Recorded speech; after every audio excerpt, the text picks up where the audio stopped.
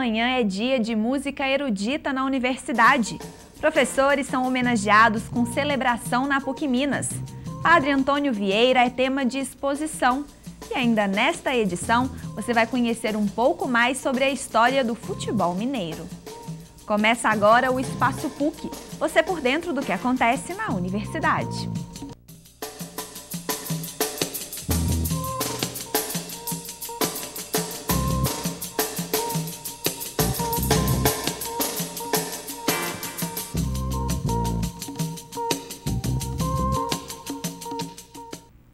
Olá! Os músicos Clarice Carolina e Lucas Martins são os convidados do projeto Sexta de Música Erudita, que acontece amanhã. O destaque da programação é o duo de canto e piano. Você não pode perder. Eles se apresentam das 6 às 7 horas da noite no auditório 2 do prédio 4, na PUC Minas Coração Eucarístico. A entrada é gratuita e aberta ao público. Em comemoração ao Dia do Professor, o reitor da PUC Minas e bispo auxiliar da Arquidiocese de Belo Horizonte, Dom Joaquim Giovanni Moll, celebrou missa de ação de graças. Jean Lucas Silva é quem traz mais informações. Confira. Na PUC Minas, os professores foram homenageados com a celebração de missa, presidida pelo reitor da universidade e bispo auxiliar de Belo Horizonte, Dom Joaquim Giovanni Moll.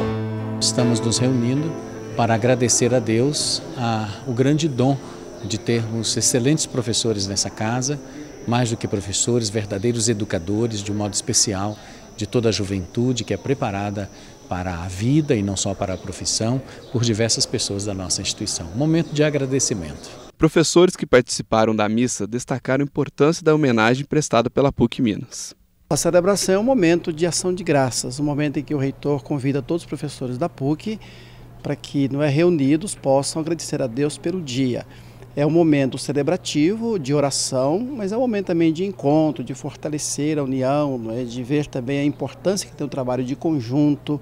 Então esse momento ele significa muito na vida da universidade e de cada professor. A celebração, na verdade, é para celebrar a vida e, ao mesmo tempo, celebrar a dinâmica e a atividade do professor. É por isso que faz parte uma celebração desse tipo, que nos coloca diante do, quem sabe, do eterno, do incerto, do inominado, como um Deus, que nos proporciona, quem sabe, caminhar com mais alegria, com mais espontaneidade, e ter mais, quem sabe, forças e condições de atuar e de realizar o nosso papel.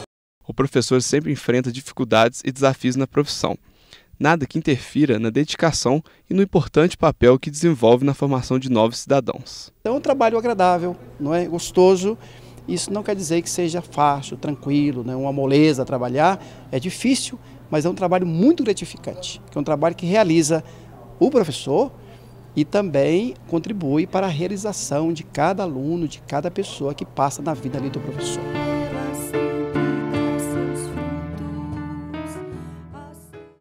Um dos maiores escritores da língua portuguesa, Padre Antônio Vieira, é o grande homenageado em exposição promovida pela PUC Minas. Viva Vieira é o nome da exposição, que apresenta trechos retirados dos sermões e contos do padre, além da apresentação de uma obra das pregações que realizava a favor da liberdade. Promovida pela Secretaria de Cultura e Assuntos Comunitários da Universidade, a exposição pode ser vista até o dia 16 de novembro nos prédios 3, 4, 6, 14, 25 e 47, no campus Coração Eucarístico. Para mais informações, basta ligar no número 3319-4421. A história do futebol mineiro é caracterizada por seus poucos times e incríveis histórias de conquistas. Para mostrar esses ricos momentos do futebol de Minas, o Museu Histórico Abílio Barreto apresenta a exposição Belo Horizonte Futebol Clube, trajetórias do futebol na capital mineira. O público tem até o dia 30 de agosto do ano que vem para visitar a exposição. Veja mais detalhes na matéria preparada por nossa equipe.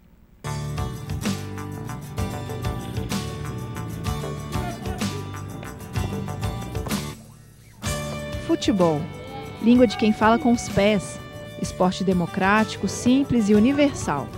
No Brasil, começou a ser praticado no final do século XIX. Desde então, os times e estádios cresceram junto com as cidades. Mas com o desenvolvimento urbano, o número de campos de várzea diminuiu. E o futebol de várzea é o começo de todo jogador, então o futebol de várzea te dá preparação suficiente para você chegar no time profissional. Chegando no time profissional, aí você desenvolve e, se Deus quiser, virar um jogador. Esse campo é fundamental, tendo em vista que muitos campos em Belo Horizonte já foram fechados, já foram tomados de volta pelo município, e aqui permanece por ser um terreno da União, e a gente tem bastante sucesso aqui dentro, tem bastante tradição.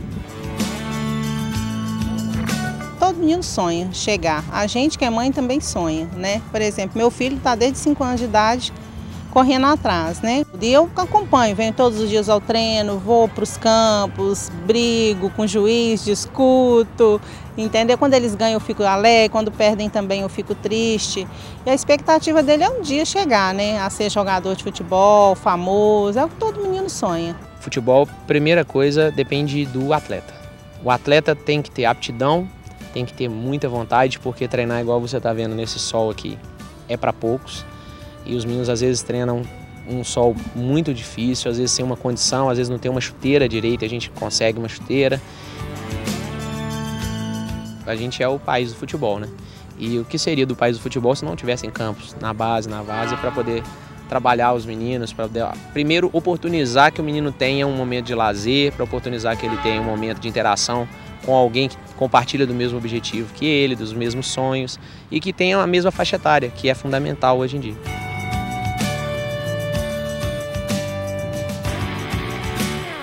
A trajetória do futebol no Brasil se confunde com a história e com o crescimento das grandes cidades brasileiras. O tempo passa, mas os títulos e os grandes ídolos da torcida permanecem no coração dos torcedores. Ao meu lado está o Wilson Piazza, craque da seleção brasileira, vencedora da Copa de 70 e ídolo também do Cruzeiro Esporte Clube de Minas Gerais. Ele vai passear com a gente por essa exposição dedicada ao futebol.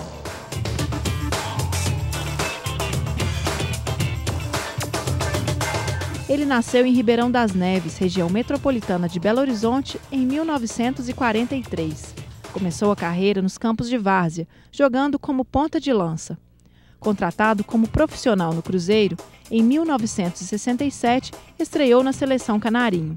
Entrou para a história na Copa de 70, quando o Brasil conquistou o tricampeonato no México. Eu falo que eu sou do tempo do futebol em que a camisa do clube era chamada camisa virgem, ou seja, só tinha o distintivo do clube. Não tinha esse marco esportivo, não tinha nada em cima da camisa a não ser o distintivo. Então eu sou desse tempo. E sou também do tempo muito interessante, em que minha mãe dizia assim, meu filho, era o Wilson, né? Depois que veio a história do Piazza no Cruzeiro, mas a minha mãe dizia assim, meu filho, Wilson, larga essa bola e vai estudar, meu filho. Era a preocupação dela porque a bola não dava camisa a ninguém naquela época, não, principalmente na década de 60 aí, né? Então, são coisas, são detalhes interessantes que ainda continuam muito vivos na minha memória.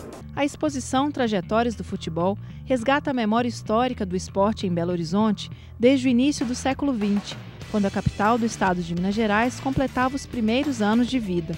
Fotografias, vídeos, lembranças de torcedores apaixonados, além do acervo de jogadores dos times mineiros, compõem a mostra. Neste painel, estão representados os 300 campos que já existiram na cidade. A história da cidade, a história do espaço urbano se confunde também com a história da constituição dos campos de futebol. No início da cidade, por exemplo, a região central, que ainda era pouco ocupada, pouco povoada, tinha vários campos de futebol colocados ali. Ao longo dos anos, com o crescimento da cidade, os campos de futebol foram cada vez mais se dispersando e indo para as franjas, enfim, para a periferia da cidade. A gente percebe que são raras as políticas públicas voltadas para os campos de futebol. E isso, com certeza, influi não só nessa questão da formação de jogadores, né, na Constituição, mas também na própria relação que as comunidades têm com o futebol, porque o futebol, para além dessa questão de uma prática esportiva, também é uma forma dessa comunidade se encontrar, se unir, construir laços de identidade, enfim. Clubes de futebol representam bairros, representam grupos sociais, representam, enfim, classes econômicas, e nesse sentido a gente acaba perdendo também um pouco desse lado do futebol como patrimônio cultural da cidade. É preciso sonhar, é preciso ser determinado, é preciso você se entregar, querer.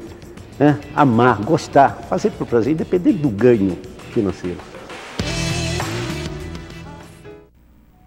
Termina agora mais uma edição do Espaço PUC, mas a sua participação continua valendo. Mande comentários e sugestões pelo e-mail espaçopuc@pucminas.br.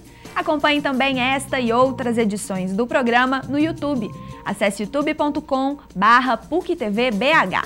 Eu volto na segunda-feira com mais uma edição do Espaço PUC. Obrigada pela companhia, bom fim de semana. Tchau!